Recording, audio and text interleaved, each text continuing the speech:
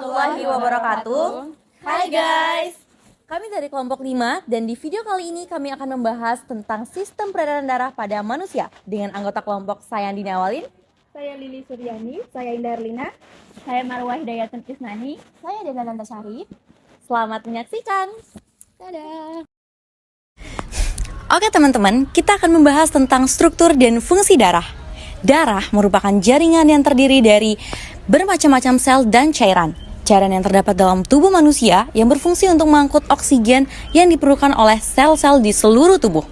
Darah juga menyuplai jaringan tubuh dengan nutrisi, mengangkut zat-zat sisa metabolisme, dan mengandung berbagai bahan penyusun sistem imun yang bertujuan untuk mempertahankan tubuh dari berbagai penyakit.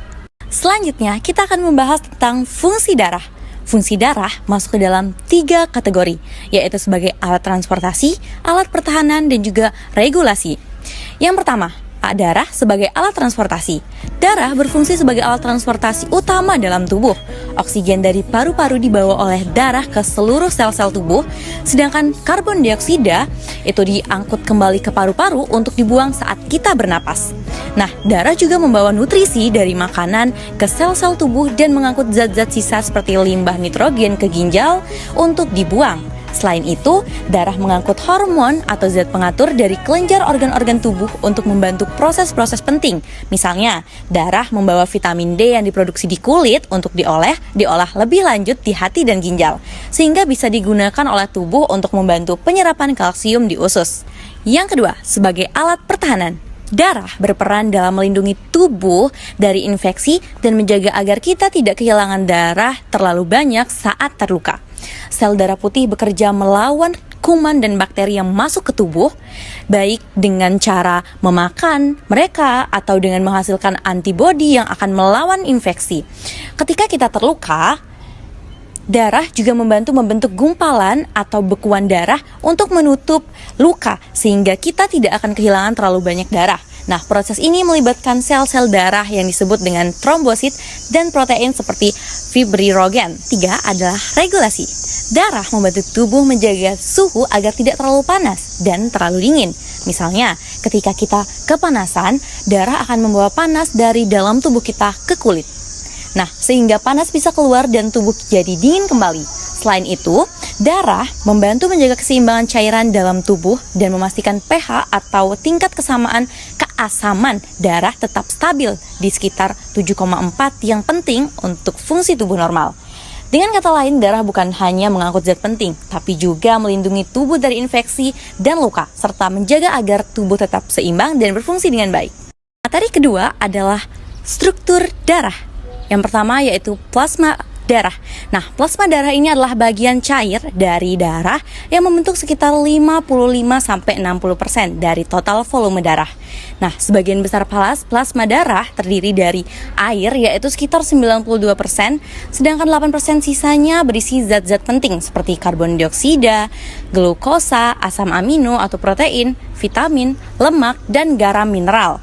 Nah, tugas utama plasma darah adalah membawa sel-sel darah ke seluruh tubuh bersama dengan nutrisi, produk limbah, antibodi, protein pembeku atau faktor koagulasi, hormon, dan zat kimia lain yang menjaga keseimbangan cairan tubuh.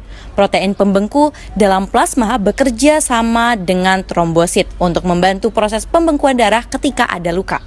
Selanjutnya struktur darah yang kedua, yaitu sel darah merah atau eritrosit. Sel darah merah adalah sel yang paling banyak di dalam darah, sekitar 99,9% dari seluruh elemen pada darah. Bentuk eritrosit seperti cakram dengan bagian tengah yang cekung, membuatnya lebih efisien dalam mengangkut oksigen dan karbon dioksida. Sel darah merah diisi dengan hemoglobin yang membantu membawa oksigen dari paru-paru ke seluruh tubuh dan membawa karbon dioksida kembali ke paru-paru. Eritrosit tidak bisa membelah diri. Jadi, tubuh memproduksi sel baru di sumsum tulang melalui proses yang disebut eritropoiesis. Nah, adapun kelainan pada eritrosit. Yang pertama, polisitemia, yaitu jumlah eritrosit terlalu banyak. Bisa menyebabkan darah menjadi terlalu kental dan meningkatkan tekanan darah. Yang kedua, anemia, yaitu jumlah eritrosit atau hemoglobinnya terlalu sedikit, yang menyebabkan tubuh kekurangan oksigen. Nah, struktur darah yang ketiga yaitu sel darah putih atau leukosit. Leukosit lebih besar dari eritrosit dan berfungsi melawan infeksi dan membersihkan sel-sel mati dalam tubuh. Jumlahnya lebih sedikit dibandingkan eritrosit, tetapi dapat meningkat saat tubuh melawan penyakit. Adapun kelainan pada leukosit, yang pertama disebut SCID. Nah, penyakit ini merupakan penyakit defisiensi imun di mana tubuh tidak bisa melawan infeksi.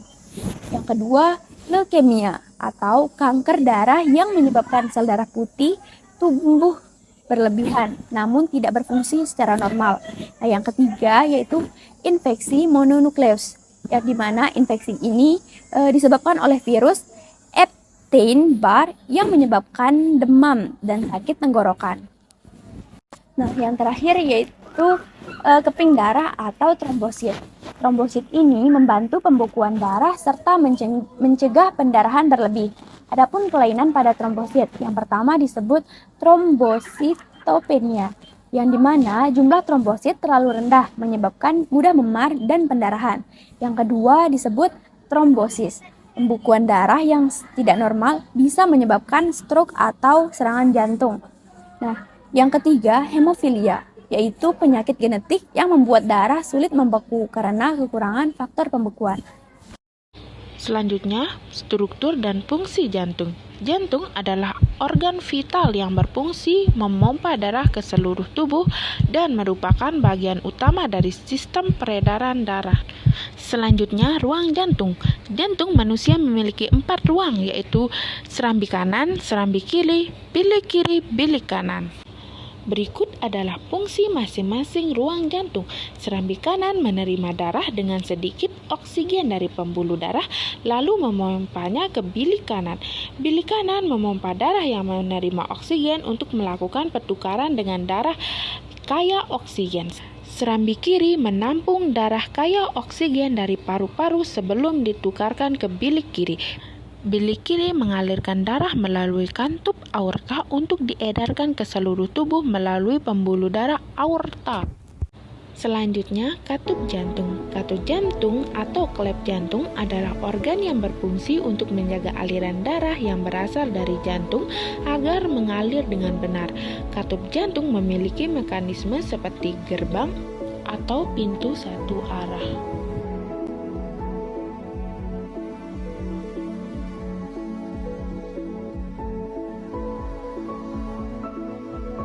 Baik, selanjutnya saya akan menjelaskan tentang struktur pembuluh darah. Lapisan yang kedua adalah lapisan tunika media. Lapisan ini merupakan lapisan tengah, dan biasanya lapisan ini merupakan lapisan yang paling tebal dibandingkan lapisan-lapisan yang lain. Lapisan ini terdiri dari otot polos, kolagen, jaringan elastis. Lapisan ketiga adalah lapisan tunika eksterna. Lapisan ini merupakan lapisan terluar. Lapisan ini terdiri dari jaringan ikat longgar yang sering menyatu dengan pembuluh darah, saraf, atau organ-organ di sekitarnya. Baik, selanjutnya adalah jenis-jenis pembuluh darah. Pembuluh darah pada manusia terdiri dari 3 jenis, yaitu pembuluh darah nadi atau disebut dengan arteri, pembuluh darah balik atau yang disebut dengan vena, dan pembuluh darah kapiler. Pertama adalah pembuluh darah nadi atau biasa kita sebut sebagai arteri. Arteri ini berfungsi membawa darah meninggalkan jantung. Arteri memiliki dinding yang tebal, kuat, dan bersifat elastis. Pembuluh darah arteri memiliki sebuah katup yang berada tepat di luar jantung. Selanjutnya adalah pembuluh darah balik atau disebut vena. Pembuluh darah balik atau vena adalah pembuluh darah yang membawa darah kembali ke atrium jantung.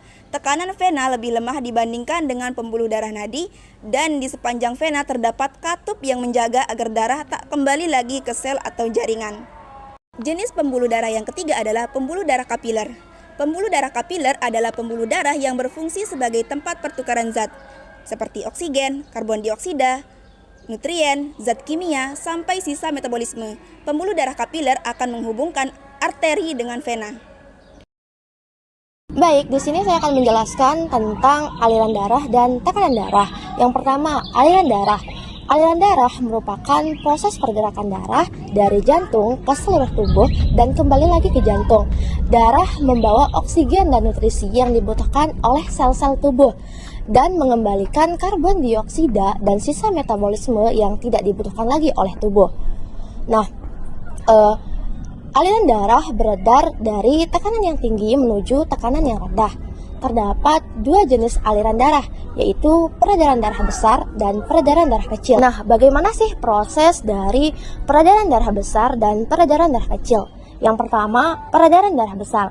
Darah yang kaya akan oksigen dipompa di jantung atau bilik kiri, kemudian diteruskan ke seluruh tubuh melalui aorta.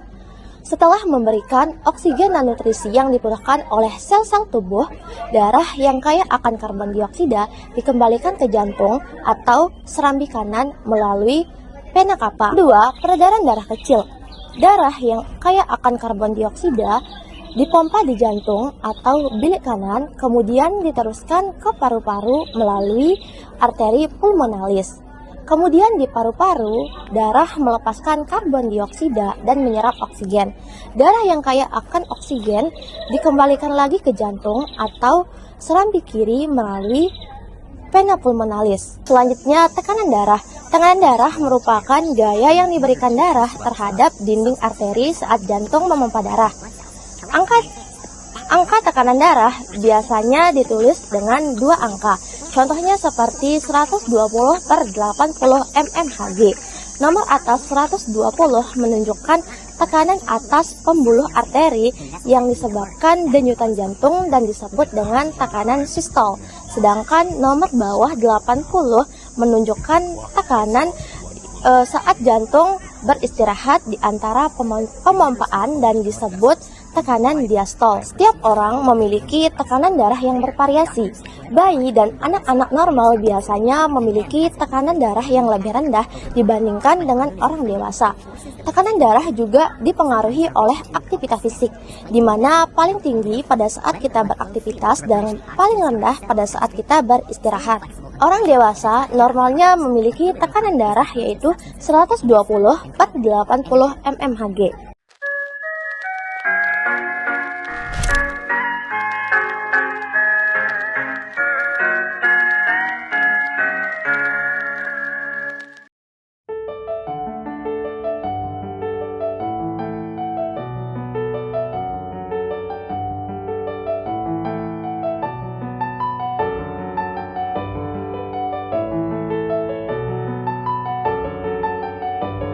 Pagi itu, aku kuliah seperti biasa.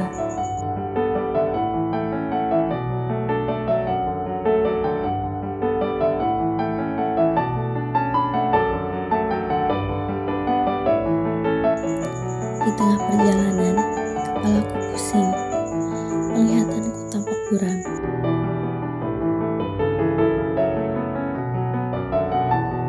Teman-temanku menyuruhku untuk duduk istirahat sebentar. Setelah merasa mendingan, kami lanjut untuk pergi ke kelas. Tapi, ketika berjalan, kepalaku semakin pusing. Pandanganku berkunang-kunang, sampai akhirnya aku hilang kesadaran. Teman-temanku langsung membawaku ke klinik yang dekat dengan kampus.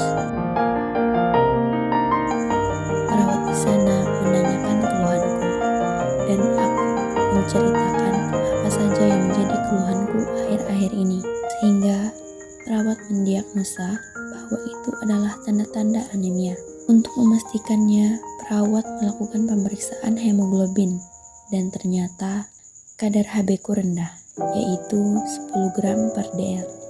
Dan itu artinya aku positif anemia, karena Hb normal pada remaja adalah 12 gram per dl. Salah satu faktor utama yang menyebabkan anemia adalah rusaknya sel darah merah. Aku sedikit lega ketika mengetahui bahwa anemia dapat dicegah atau ditanggulangi dengan makanan yang banyak mengandung zat besi. Jadi, mulai sekarang aku harus banyak mengonsumsi makanan yang mengandung zat besi. Thank you for watching. Semoga bermanfaat.